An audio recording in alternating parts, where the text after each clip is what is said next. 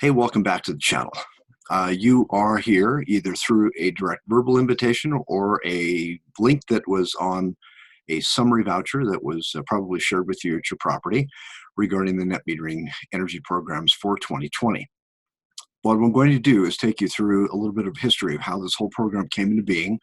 And without spending a whole lot of time making you look at my ugly mug here, let me share a document here real quick, and we'll get going for you. All right, you should now be seeing the net metering energy program for 2020. And the information is a culmination of information directly from the EPA, the Colorado PUC, and also the Public Utilities Commission as it related to the mandate it put in place for all the power companies in Colorado. So net metering, essentially the takeaway, if you don't remember any of the other technical issues we talk about here, enables your home to become classified as a supplier of clean grid energy. And this is really important because this is part and parcel to the long-term objectives of what the EPA set in the last administration, what is currently being carried on forward in the current administration, and will very likely, due to the fact that our coal-fired power plants are actually being processed for decommissioning, will become the standard of reference in the future. So I'm going to give you a little bit of, I've got a short video to give you some idea of what Colorado Springs Utilities is doing here in just a minute. But remember what I said, this whole net metering program came from an EPA mandate from the last administration. The PUC put a legislative mandate called Amendment 37 into play, which essentially compelled all of the public utilities to begin this integration of alternative energy. And the alternative energy we're going to talk about here, there were actually four of them. There were biomass, geothermal, wind, and solar. But specifically, the net metering program for Colorado Springs residential customers focuses on solar energy generators, which are the kinds you see at the Air Force Academy and down south towards Fountain, etc. So allow me to play this short little video. This is from a couple of years ago, while the planning that started taking place as soon as the mandate called Amendment 37 was put into play. Let me get that started for you here. So this solar array is a 10 megawatt AC array. What that'll do is that's the equivalent of enough power to power 3,000 homes. In order to get to that 10 megawatts, there's over 7,500 piers that are being driven into the ground, and that's over 42,000 solar panels that will be generating the power.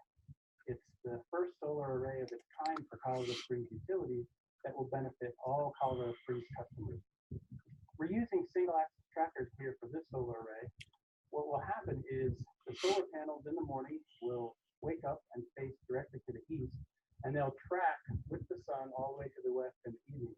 That way we get the most production out of the solar panels that we can throughout the day. As you can see, the site has changed significantly since our April 5th groundbreaking ceremony. We have all of our piers driven. What you see behind me is Power Block 1 and Power Block 2, which represents about half of the solar array. The piers are now all driven in this site, as well as almost done in the other sites. The slew gear is starting to be mounted for single-axis trackers. For the next steps, our Colorado Springs Utilities crew is finishing off the distribution line, and within a week or two, we'll see solar panels being mounted on the infrastructure. That should take about 3 to 4 weeks, and once those panels are mounted, then we're very close to beginning to do the acceptance testing for the solar array. We expect the array to be completed sometime in September, with commissioning happening sometime mid-October. As part of our renewable energy portfolio, this array will contribute 10 megawatts of renewable energy credits. And one of the reasons it's important for us to complete the array by the end of December of 2016 is this array will qualify for a 3 times multiplier for solar renewable energy credits. Okay, so what you saw there is that we've got a circumstance where this was back in 2016, and they're camping on some huge energy credits, the 3 times multiplier, and that was frankly for the power company. At that particular time, the nature of the solar industry were not using the equipment that is available today in 2020. So the power ratings for those panels were much lower. They didn't have as long of a warranty. I'm going to get into that here in just a little bit. So the next question that comes after this aspect is this net metering mandatory for the community and for homeowners? Well, kind of a two-part question. Is it mandatory? Yes, it is in fact mandatory for the utilities under Amendment 37. It's an absolute mandate. It's non-negotiable. It has to be put into play, and it's measurable. So if the utility does not meet their goals and objectives of Amendment 37, they actually can be penalized, which means that they got to pay a lot of fines to the Public Utilities Commission, which doesn't resolve any of our power problems. California actually did make mandatory net metering services for 2020. If you'll notice that they became the first state to make solar an absolute mandatory implementation for all new homes. Now, what that will ultimately do is that's going to have a trickle-down effect, or maybe a triple-up effect, regarding how the home industries are going to react. So imagine if you're buying a new home in California and it has a solar energy generator on it, you turn around, you sell that home in a couple of years, and your competition, your comps, as it were homes that do not have solar energy. What do you think your customer is going to be buying? So we've got the same kind of seeds and roots that are growing now in Colorado. So my recommendation that we make to all of our homeowners is watch the Colorado legislation for 2020. We're already hearing seeds of this similar type of legislation. California and Colorado tend to be joined at the hip in a lot of the activities related to environmental activities. So it would not be a surprise at all for us to see this come into play with perhaps an introductory bill in 2020, and then certainly follow on in 2021, et cetera. So what were the four alternative energies? Well, they were wind, biomass, geothermal, and solar. So let's kind of go through each one of those. You may already have familiarity with one or more of these, but again, just for the sake of conversation. So wind generators obviously require sustained speeds to be reliable energy sources. And in Metro Colorado Springs, we don't have sustainable winds. We do get good winds and we do get strong winds, but we don't have sustainable winds. We typically see wind generators very useful out on the eastern plains, east of El Paso County, all the way to the Kansas border, and then certainly down in the southeast section near Springfield, Colorado. Regional building and most of the HOAs do not allow wind generators in residential areas. So that is effectively disqualifiers. We're just not going to see a large, if any, implementation of wind generators in the residential areas of Colorado Springs. So the next is biomass. Now, biomass is basically natural waste reuse. So if you guys have ever been up to Greeley and with the wind blowing at the wrong time of day, that's the source of the biomass. So we're not going to do that in Colorado Springs. So I'm not even going to spend any time talking about that. We're going to turn the residential areas of Colorado Springs into a biomass energy generator. It's not going to happen. So geothermal. Geothermal is a legitimate industry. It's a legitimate technology. It's been in play for well over 50 years, and it works as advertised. You basically jam a bump, these long stainless steel pipes into the ground. They go down 1,000 or a couple thousand feet, and they hit into the ground substructure that actually is extremely hot, and many times in excess of 300 or 400 degrees. That, of course, then you pour cold water down the one side of the pipe. It goes through that infrastructure, gets superheated, comes back up into a condensing chamber. That a condensing chamber then releases that superheated water into a larger pipe, and when that happens, it turns into steam. The steam is injected into an electric generator, and the generator turns the turbines. The turbines turn the generator makes electricity. All works as advertised. Nothing wrong with that, except it's extremely expensive. And it is also fraught with EPA oversight regulations, because you have to dig holes in the ground, and the EPA, for whatever reasons, and I'm not here to discuss that. That's a 3-hour conversation some other time. The EPA just does not interested in drilling holes in the ground anywhere in the United States anymore, it seems. So that brings us to solar. Solar is by far and away the best bang for the buck for energy generation. There aren't any moving parts. It's easy to install. There's no maintenance.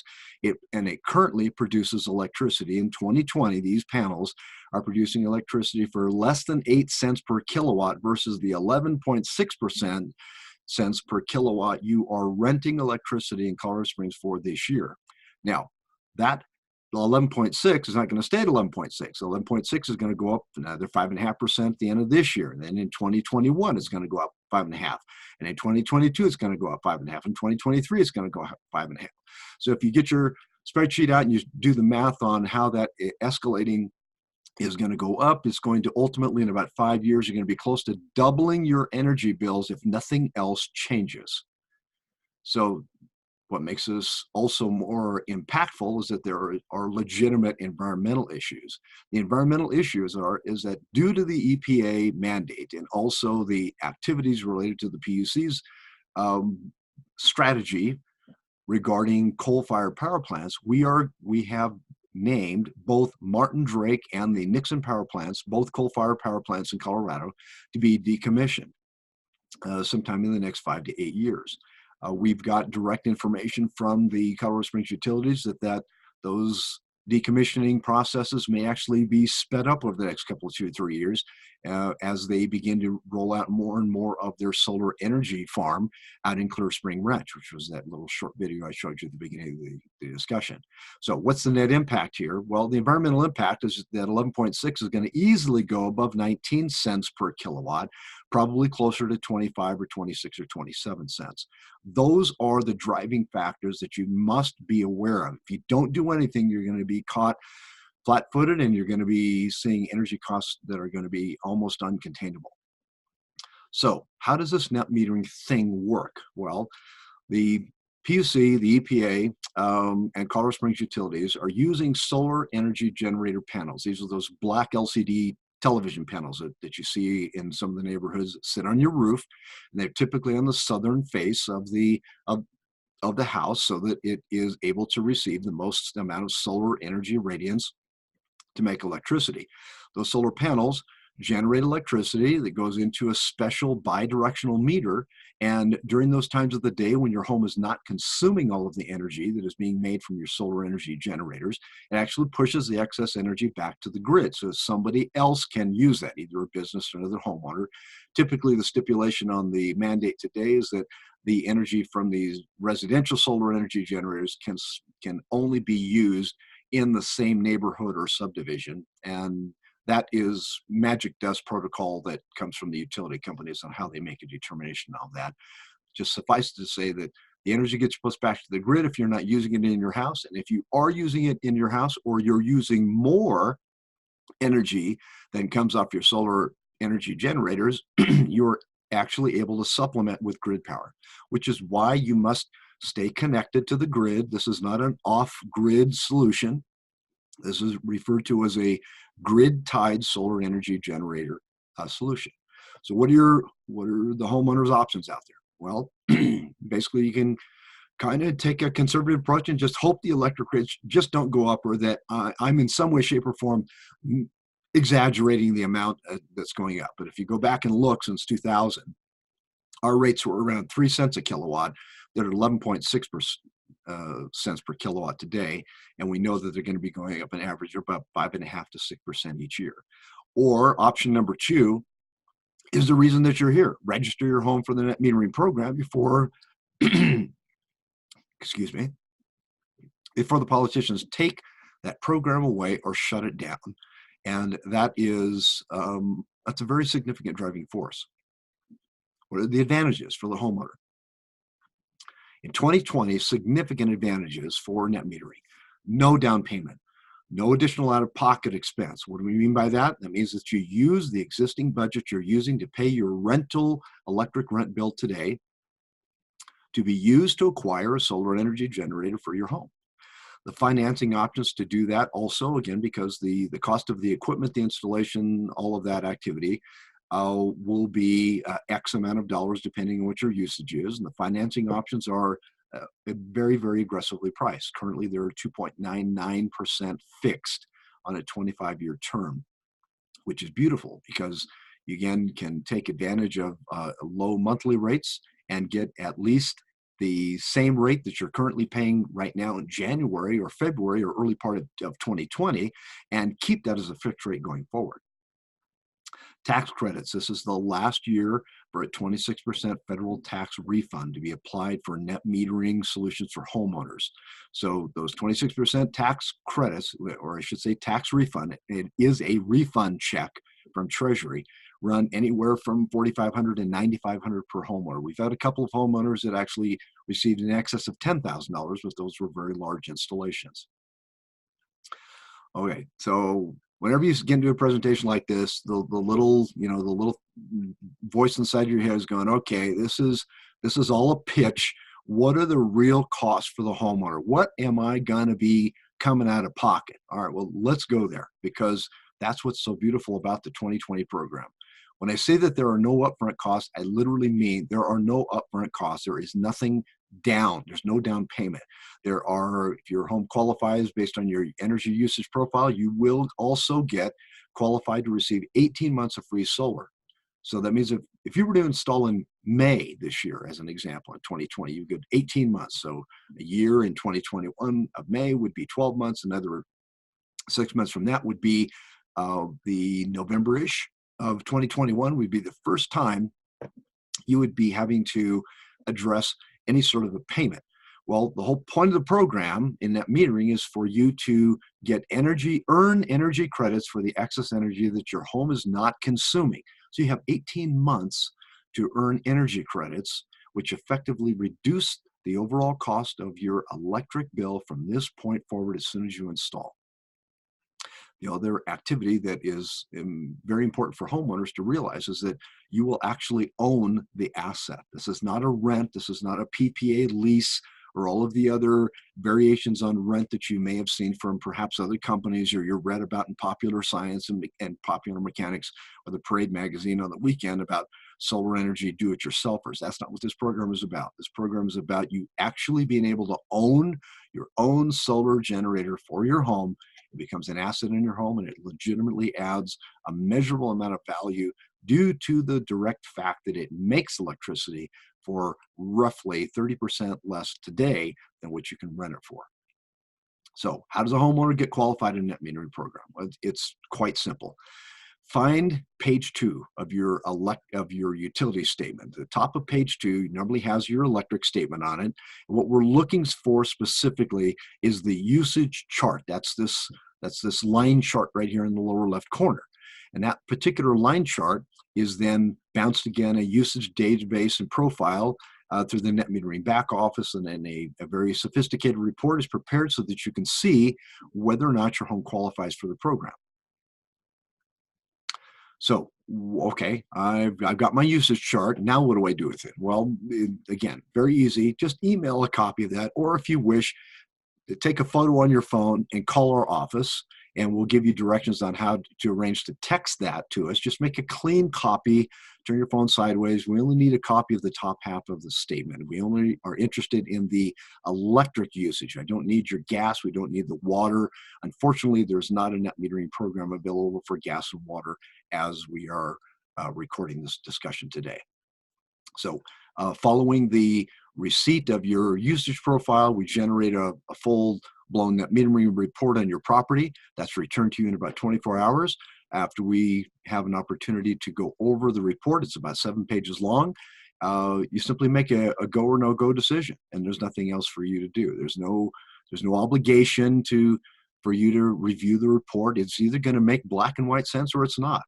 In 99.9% of the cases, there is always a measurable financial advantage. And that 0.01% is those homeowners that are simply doing everything that they can in their power they've reduced their electric usage to the point where they're spending less than $50 a month. Now, again, you and I both know there aren't a whole lot of people that have a less than $50 a month electric bill, but for those particular individuals and those particular properties, there is no advantage for net metering. So I'm going to tell you that straight up. If your bill that you're looking at right now is less than $50 a month, then again, I won't even try to encourage you to send it back, because there's not much we're going to be able to do about that.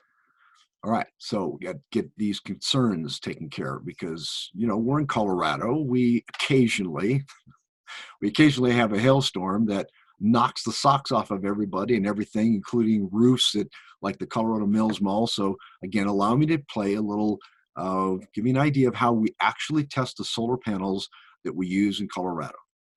This is from a company partner called Solar World. They make they were the original designers of this next generation technology that are used in these solar generators.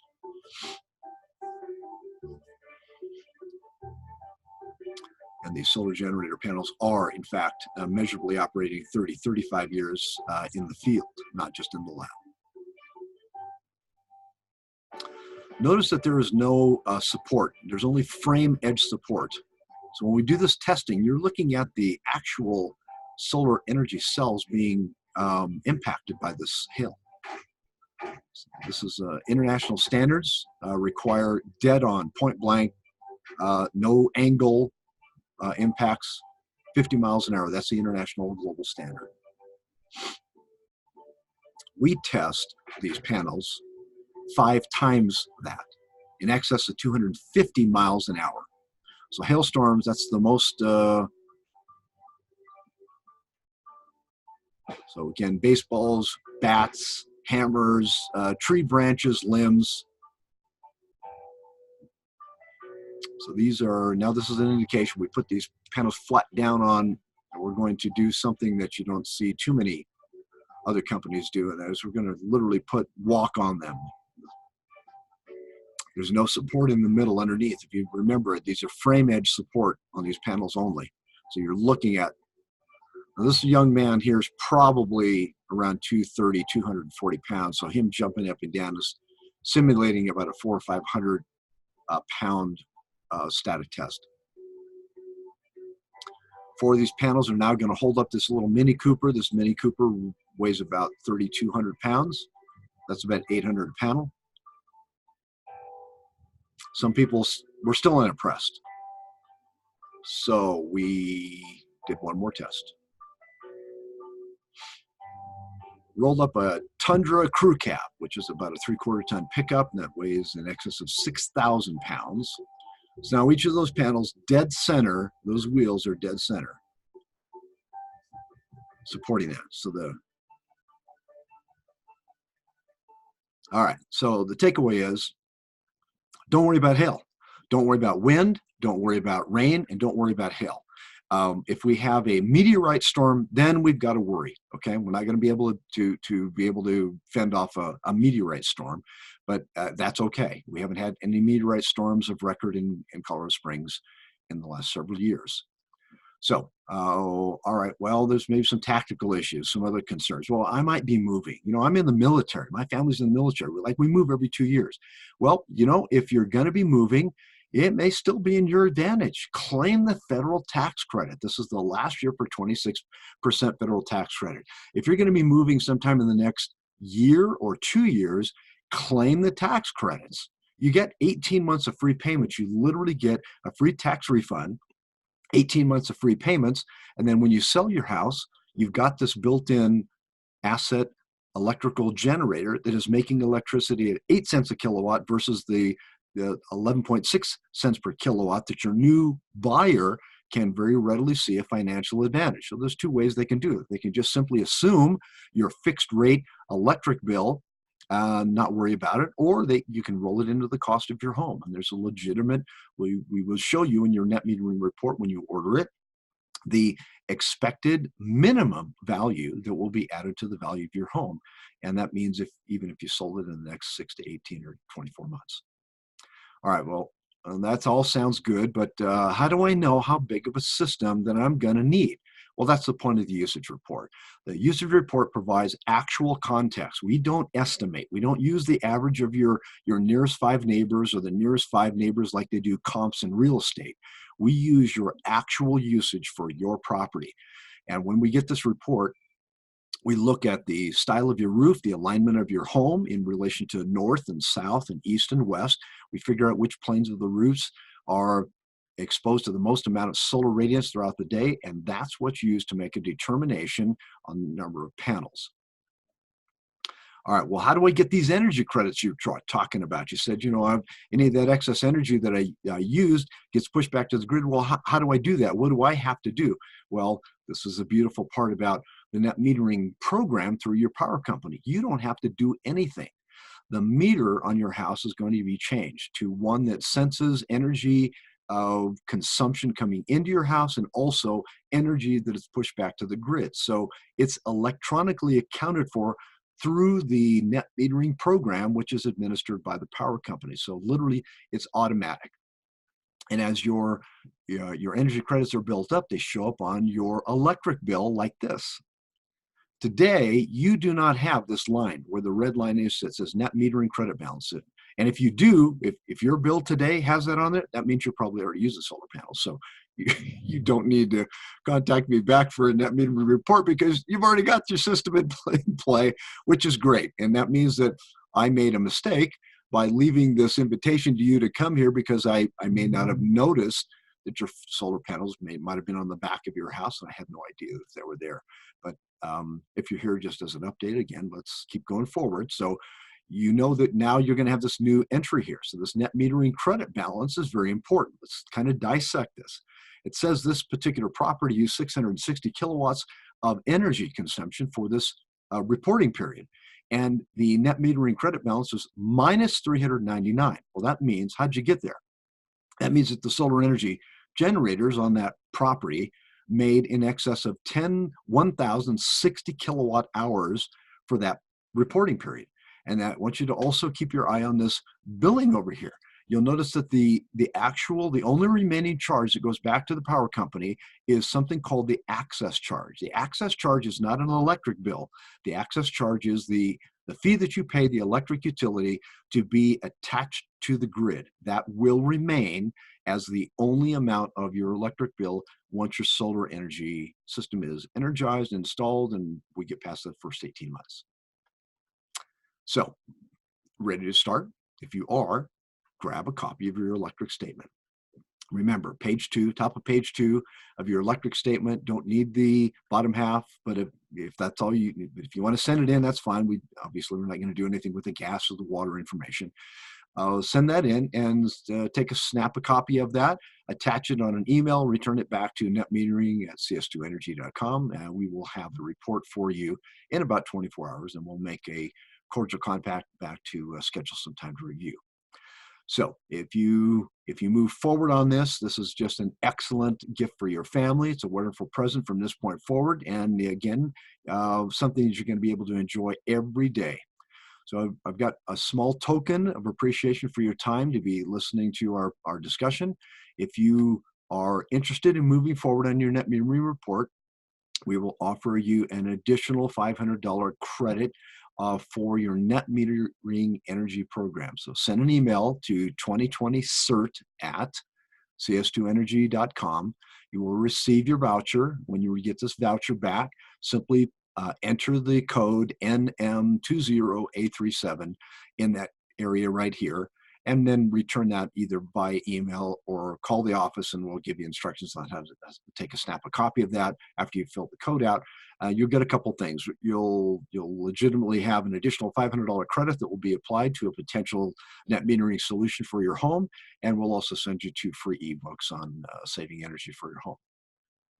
So if you allow us to help you become energy independent in 2020. The takeaways for you and the benefits directly as a homeowner is that there are no down payments required for 2020. And there's no additional out-of-pocket expenses. You literally redirect what you are using to pay your electric bill today. There's no lease engagement. There's none of that nonsense. Tesla and Edison talked about sun power well over a century ago. They knew that we would ultimately get to this point, and it's pretty cool that you and I are having the opportunity to discuss this today in 2020. So take a minute, grab your statement, give us a call back at 717-719-717-3030, and we'll get your request for your net metering report started. If you have any questions, again, you can still call that number or message me directly. I left all of my contact information on the brochure and the flyer we gave to you. So thank you very much for joining us today. Have a great rest of the year, and we look forward to lending a hand to get you into the 22nd century now here. But take care and have a great rest of the year.